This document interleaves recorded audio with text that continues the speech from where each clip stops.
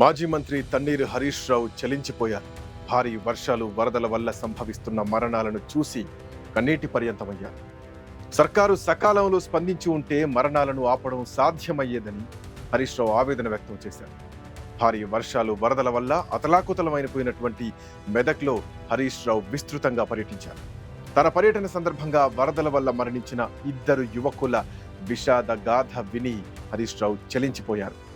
మెదక్ జిల్లా హవేల్ ఘనపూర్ మండలం రాజపేటకు చెందినటువంటి 2 పిల్లలు మెదక్లోని గురుకుల పాఠశాలలో చదువుతున్నారు. వర్షాల వల్ల గురుకుల పాఠశాల మొత్తం తడిసి కూలిపోయే ప్రమాదం ఉండడంతో ప్రిన్సిపల్ తల్లిదండ్రులకు ఫోన్ చేశారు. దీంతో పిల్లల్ని తీసుకురావడానికి యాదగౌడ్, సత్యనారాయణ అనే 2 యువకులు మెదక్ బయలుదేరారు. మార్గ మధ్యలో వరద రావడంతో ఆటో కొట్టుకుపోయింది. ఆటోలోంచి బయటపడిన 2 యువకులు ప్రాణాలు కాపాడుకోవడానికి ఓ స్తంభాన్ని పట్టుకున్నారు. అక్కడి నుంచి అధికారులకు ఫోన్ చేశారు. ఎంతసేపైనా సరే వారికి సహాయం అందలేదు.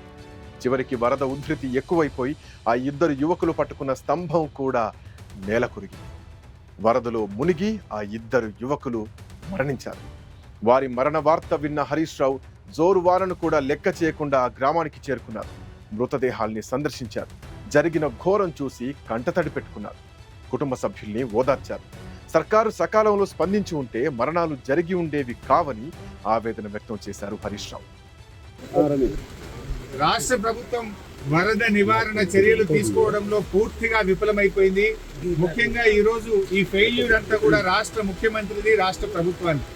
ఎంత బాధతో ఉన్నామంటే ఈరోజు ఇవాళ హవేలీ గన్పూర్ మండలంలో మరి 2 యువకులు చనిపోవడం జరిగింది. వాళ్ళ పిల్లలు, ముఖ్యంగా 2 పిల్లలు గురుకుల పాఠశాలలో చదువుతున్నారు. వర్షాల వల్ల గురుకుల పాఠశాల లీక్ అయితా ఉంది, మీ పిల్లల్ని తీసుకుపోండి అని ప్రిన్సిపల్ ఫోన్ చేస్తే పిల్లల్ని మెదక్కు పోయి తీసుకొచ్చుకుందామని బయలుదేరి మరి ఆటోలో నడుపుతున్నటువంటి యాదగౌడు, ఆటోలో కూర్చున్న సత్యనారాయణ 2 కూడా ఈ వరదలో ఆటో కొట్టుకుపోయి చనిపోవడం జరిగింది. ఆ 2 దాదాపు కొన్ని గంటల పాటు కరెంటు పోలు పట్టుకొని ప్రభుత్వం నుంచి ఏదైనా సహాయం అందుతుందా, హెలికాప్టర్ వస్తుందా, ఎన్డీఆర్ఎఫ్ బృందాలు వస్తాయని 4-5 గంటలు ఎదురు చూశారు. కరెంటు పోల్ మీద నుంచి ఫోన్లు కూడా చేశారు. కానీ కలెక్టర్ గారు కానీ జిల్లా యంత్రాంగం ఎవరు స్పందించలేదు. మధ్యాహ్నం 2 తర్వాత కరెంటు పోల్ కూడా వరద ఉధృతికి పడిపోయి ఆ వరదలో కొట్టుకొని ఆ 2 కూడా చనిపోవడం జరిగింది.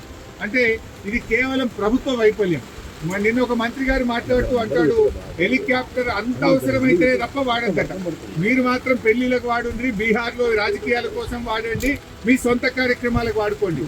ఆనాడు ఖమ్మం జిల్లాలో కూడా హెలికాప్టర్ పంపకపోతే ప్రాణాలు పోయినాయి. ఇవాళ మెదక్ జిల్లాలో కూడా సకాలంలో హెలికాప్టర్ రాక ప్రజల ప్రాణాలు పోయినాయి. అంటే ప్రభుత్వం ముందస్తు చర్యలు తీసుకోలేదు. నిజాం సాగర్ లో ఈ వరద ఉధృతిని చూసి గేట్లు ఎత్తి ముందుగానే నిజాం సాగర్ ను ఖాళీ చేసి ఉంటే బ్యాక్ వాటర్ లో ఇంత నష్టం జరిగి ఉండేది కాదు. అటు ఇంజనీరింగ్ లోపం ఉంది, ప్రభుత్వ వైఫల్యం ఉంది. నిన్న ముఖ్యమంత్రి గారు ఇంత వరదలు వస్తుంటే వీడియో కాన్ఫరెన్స్ పెట్టి అత్యవసరంగా రివ్యూ చేయాల్సిన ముఖ్యమంత్రి ఆయన మూసీ సుందరీకరణ రివ్యూ చేస్తున్నాడు. ఇవాళ పొద్దున్న లేచి ఆటల పోటీల గురించి రివ్యూ చేస్తుంది. ఒక దిక్కు ప్రజల ప్రాణాలు పోతున్నాయి, తాగడానికి నీళ్లు లేవు. హవేలీ గన్పూర్లో నిన్నటి నుంచి కరెంటు లేక 7-8 గ్రామాల ప్రజలు మంచి నీళ్లు లేక వర్షపు నీళ్లను ప్లేట్లలో, గ్లాసులలో పట్టుకొని తాగుతున్న పరిస్థితి ఉన్నది. ఇవాళ రేపు అంటు రోగాలు ప్రబలేటువంటి అవకాశం ఉంది. వచ్చే 24 గంటలు ఇంకా పెద్ద ఎత్తున వర్షాలు ఉన్నాయని వాతావరణ శాఖ చెప్తా ఉంది. ప్రజలు ఇబ్బందుల్లో ఉన్నారు.